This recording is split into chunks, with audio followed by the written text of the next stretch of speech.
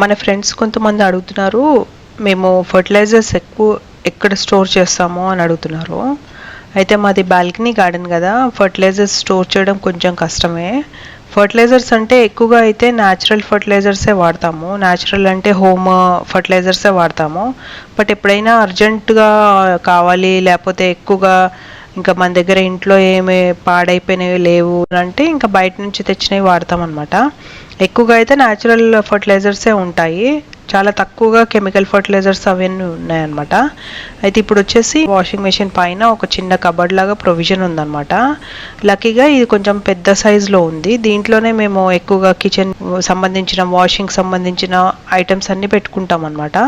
So దీంట్లో కొంచెం space తీసుకొని ఈ ఫర్టిలైజర్స్ అన్నీ పెడతాను. ఎక్కువ ఫర్టిలైజర్స్ కూడా mustard cake, sesame cake, NPK, Epsom salt, neem oil ఇలాంటివే ఉన్నాయి. ఎక్కువ పెద్ద వేరే ఫర్టిలైజర్స్ ఏమీ లేవు. ఇంకా రోజ్ మిక్స్ ఇలాంటివి ఉంటాయి కదా చిన్న చిన్న ఫర్టిలైజర్స్, ఇవన్నీ కూడా ఈ కవర్లో టైట్గా పెట్టేస్తాను అనమాట. అన్ని కవర్స్ అన్నీ సెపరేట్గా లోపల ఉంటాయి.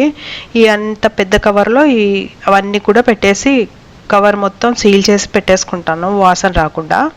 అయితే ఇవి ఫర్టిలైజర్స్ కదా, ఇంటి బయటే పెట్టాలి. ఇలాగా ఇంటి లోపల పెట్టుకోకూడదు, అంటే క్లోజ్డ్ దీంట్లో పెట్టుకోకూడదు. సో అందుకే బయట పెట్టుకుంటాము. దీంట్లో నైట్రోజన్ అవన్నీ ఉంటాయి కదా, గ్యాసెస్ లాంటివి, అంటే ఎక్కువ పాయిజనస్ గ్యాసెస్ ఎమినేట్ చేస్తాయి అనమాట. అందుకే బయట పెట్టుకోవాలి. సో లక్కీగా ఈ ప్రొవిజన్ ఉంది కాబట్టి నేను పెట్టుకుంటున్నాను. అలాగే ఇవి ఏమవుతాయంటే ఈ ఫర్టిలైజర్స్ కూడా బాక్స్లో పెట్టుకోవచ్చు, కానీ స్పేస్ కంజెస్టెడ్ ఉండటం వల్ల ఇలా కవర్లో పెట్టుకుంటున్నాను అనమాట. అంటే ఫ్లెక్సిబుల్గా ఉంటుంది కాబట్టి ఏ షేప్ కావాలంటే ఆ షేప్లో తీసుకోవచ్చు అనేసి.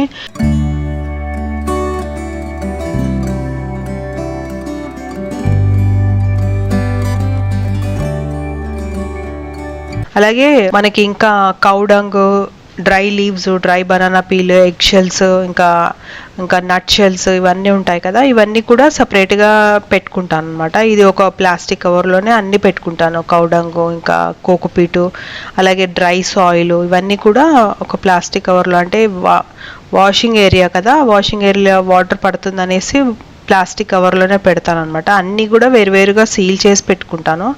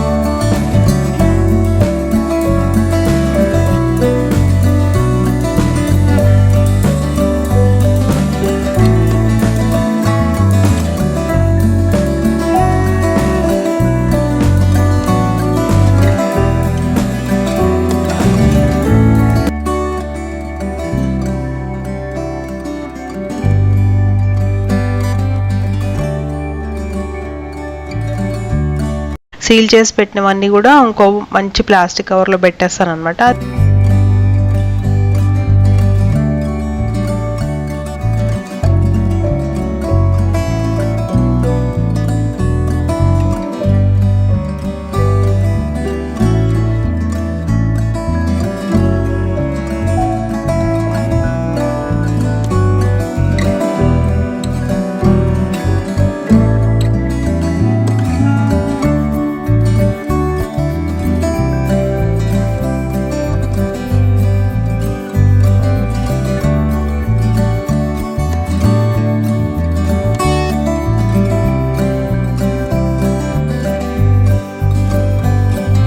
ఎక్కువ నీళ్లు పడని చోట దగ్గరగా ఒక కార్నర్ లో పెట్టేసుకుంటాను అనమాట.